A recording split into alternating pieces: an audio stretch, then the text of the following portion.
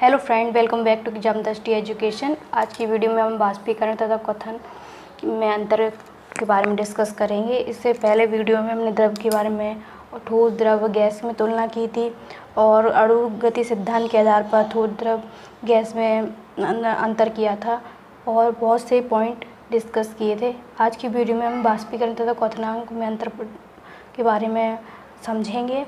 अगर previous video आपने checkout नहीं की है तो जाकर चेकआउट कर लीजिए। ये यूपी, पीजीटी, टीजी दोनों के लिए बहुत ज़्यादा हेल्पफुल है और अदर टीचिंग और अदर कॉम्पिटिटिव एग्ज़ाम के लिए भी बहुत ही ज़्यादा हेल्पफुल है। अगर आपने वो वीडियो देखी नहीं है तो आप प्ले लिस्ट में जाकर उसको देख सकते हैं। चलिए वीडियो स्टार्ट करते हैं। वाष्पीकरण एंड क्वथन,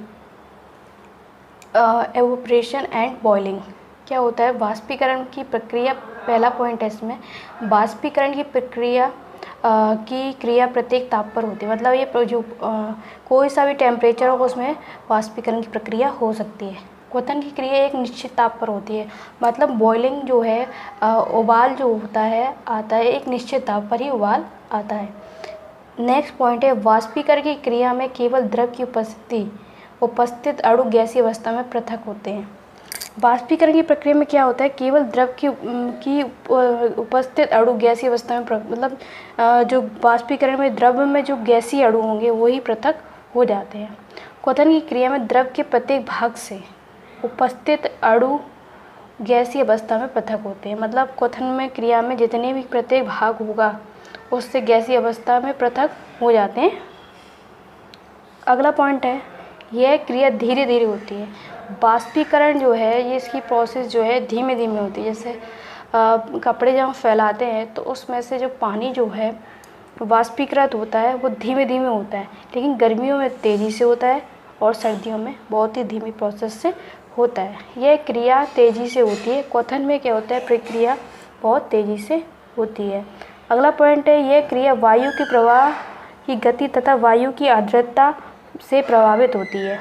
अभी जो मैंने बताया है कि आर्द्रता, अगर मॉइस्चर होगा जैसे बारिश के मौसम में वायुमंडल में बहुत ज़्यादा मॉइस्चर मतलब आर्द्रता होती है, जिसके कारण वाष्पीकरण की प्रोसेस बहुत स्लो होती है। क्वथन में चौथा पॉइंट है हमारा, यह क्रिया वायु के प्रवाह की गति तथा वायु की आर्द्रता से प्रभावित नहीं होती। मतलब बॉइलिंग जो प्रोसेस है ना तो आर्द्रता से प्रभावित होती है, ना ही वायु के प्रवाह की गति से। ठीक है। वाष्पीकरण की दर कुछ कारकों पर निर्भर करती है। यह निम्नलिखित कारकों के साथ बढ़ती है। सबसे पहला पॉइंट है पृष्ठीय क्षेत्रफल बढ़ाने पर, ऑन इंक्रीजिंग सरफेस एरिया। हम जानते हैं वाष्पीकरण एक पृष्ठीय प्रक्रिया है। पृष्ठीय क्षेत्रफल बढ़ाने पर वाष्पीकरण की दर भी बढ़ जाती है। जैसे कपड़े सुखाने के लिए हम उन्हें फैलाते हैं, मतलब अगर आप कपड़ों को फैलाएंगे नहीं तो वाष्पीकरण की प्रक्रिया जो है कम होगी। अगर हम उसका पृष्ठीय क्षेत्रफल बढ़ा देंगे, कपड़े को पूरी तरीके से फैला देंगे तो क्या होगा, वाष्पीकरण की प्रक्रिया बहुत ही तेज़ी से होगी और कपड़े बहुत ही जल्दी सूख जाएंगे। सेकेंड पॉइंट है हमारा तापमान में वृद्धि, ऑन इंक्रीजिंग टेम्परेचर। तापमान बढ़ाने पर अधिक कणों को पर्याप्त गतिज ऊर्जा मिल जाती है। मतलब अगर टेम्परेचर अधिक होगा तो कणों में क्या होगा, मूवमेंट ज़्यादा होगा तो उनकी गतिज ऊर्जा में भी अधिक हो जाएगी, जिससे वाष्पीकरण की प्रक्रिया भी बहुत तेज़ी से होगा और सारा पानी जो वाष्पीकृत हो जाएगा। अगला पॉइंट है हमारा आर्द्रता में कमी, ऑन डिक्रीजिंग ह्यूमिडिटी। वायु में उपस्थित जलवाष्प की मात्रा आर्द्रता कहलाती है। मतलब वायुमंडल में जितनी भी मॉइस्चर होगी, जितनी भी जलवाष्प होगी वो क्या कहलाएगी, आपकी ह्यूमिडिटी। किसी निश्चित ताप पर वातावरण की वायु में एक निश्चित मात्रा में ही जलवाष्प होती है। किसी निश्चित ताप पर, मतलब अगर कोई निश्चित ताप है तो वायुमंडल में भी एक निश्चित मात्रा में ही जलवाष्प होती है। जब वायु में जल कणों की मात्रा निश्चित मात्रा से अधिक होगी, अगर वायुमंडल में वायु में जल मात्रा निश्चित मात्रा से अधिक होगी तो क्या होगा, वाष्पीकरण की प्रक्रिया कम होगी। जैसे बरसात के मौसम में बारिश के मौसम में क्या होता है कि वाष्पीकरण की जो प्रक्रिया है बहुत स्लो होती है। ये इसलिए होती है क्योंकि वायुमंडल में जो है वाष्प जो है उसकी निश्चित मात्रा से अधिक होती है। अगला पॉइंट है चौथा, वायु की गति में वृद्धि। On increasing the velocity of the air. अगर वेलोसिटी वायु की अधिक होगी तो वाष्पीकरण की प्रोसेस भी बहुत तेज़ी से होगी। जैसे आपका है, हम जानते हैं कि तेज़ वायु में कपड़े जल्दी सूख जाते हैं। वायु के तेज होने से जलवाष्प के कण वायु के साथ उड़ जाते हैं, जिससे वायुमंडल की जलवाष्प की मात्रा घट जाती है तथा वाष्पीकरण की दर बढ़ जाती है। अगर बहुत तेज़ हवा चलती है तो क्या होता है, जलवाष्प के जो कण हैं वो हवा के साथ वायु के साथ उड़ जाते हैं और वायुमंडल की जलवाष्प की मात्रा धीमे धीमे कम हो जाती है और वाष्पीकरण की प्रक्रिया बढ़ जाती है। वाष्पीकरण के समान उदाहरण, some general example of evaporation. पहला पॉइंट है, वाष्पीकरण के कारण शीतलता उत्पन्न होती है। मतलब वाष्पीकरण होता है तो क्या होता है, मॉइस्चर में वायुमंडल में क्या होता है, शीतलता उत्पन्न होती है। जैसे खुले हुए बर्तन में रखे द्रव में लगातार वाष्पीकरण होता रहता है।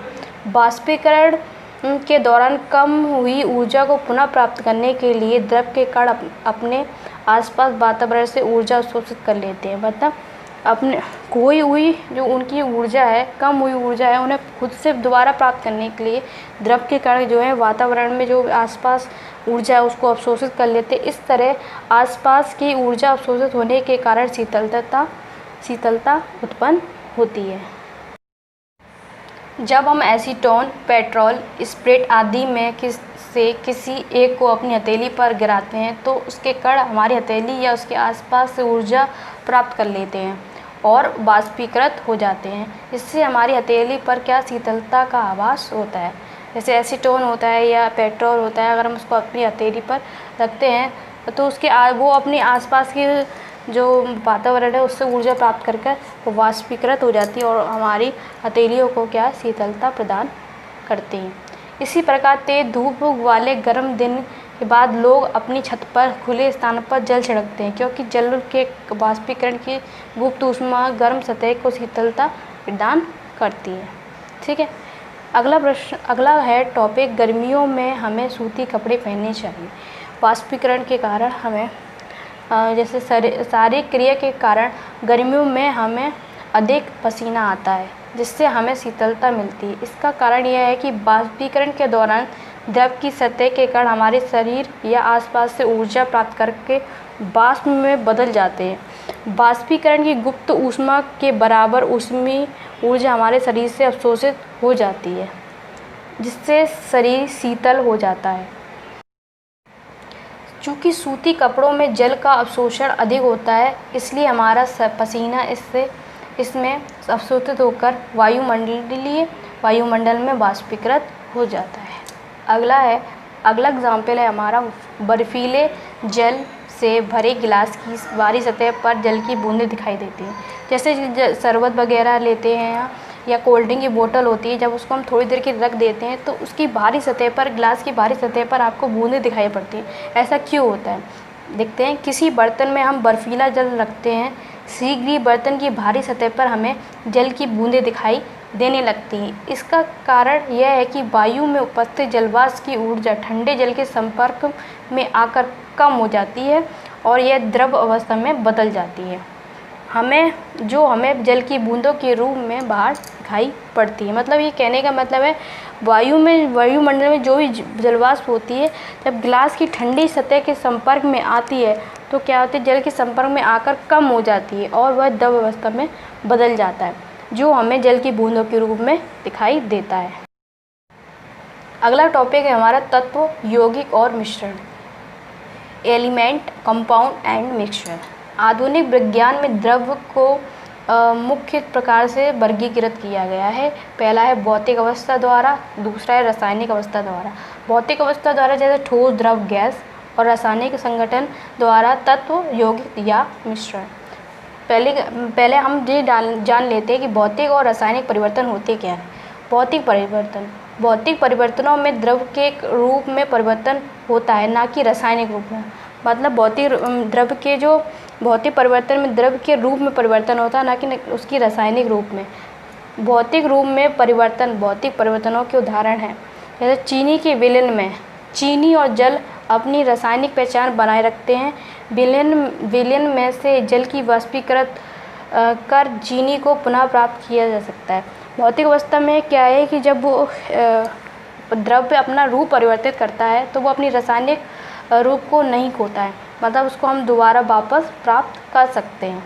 ठीक है, रासायनिक परिवर्तन क्या होता है? यह रासायनिक परिवर्तन या रासायनिक अभिक्रिया में एक या एक से अधिक प्रकार के पदार्थ एक या अनेक नए पदार्थों में परिवर्तित हो जाते हैं।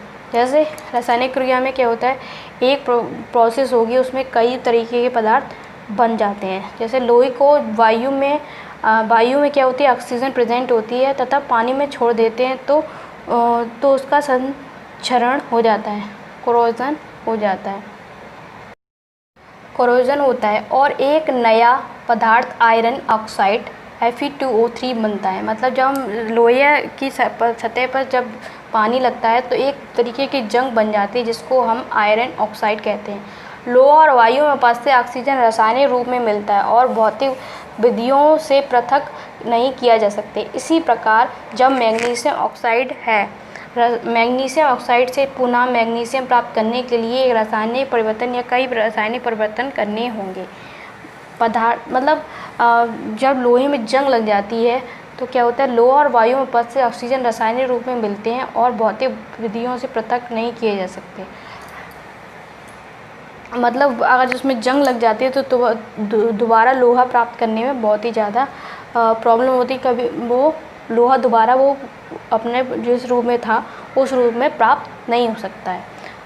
जब अगला है पदार्थ एक प्रकार का द्रव्य। पदार्थ क्या होता है, सब्सटेंस क्या होता है, एक प्रकार का मैटर होता है जो किसी भौतिक प्रक्रम द्वारा दूसरे प्रकार के पदार्थों में परिवर्तित नहीं किया जा सकता। मतलब सब पदार्थ एक प्रकार का क्या होता है, द्रव्य होता है, लेकिन इसको भौतिक प्रक्रम द्वारा दूसरे प्रकार के पदार्थ में परिवर्तित नहीं किया जा सकता। विज्ञान की भाषा में पदार्थ द्रव्य का शुद्ध रूप है। पदार्थ क्या होता है, एक शुद्ध रूप है द्रव्य का, ना कि विभिन्न प्रकार के पदार्थों का मिश्रण। हम जानते हैं कि विलयशील सोडियम क्लोराइड अपने आप में एक पदार्थ है।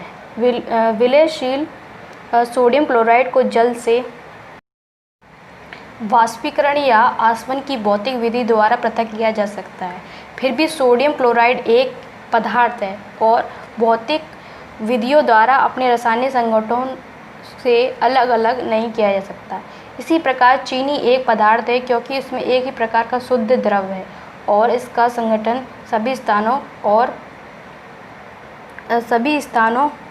और सूक्ष्मदर्शी स्तर पर अर्थात आणविक स्तर पर एक समान रहता है।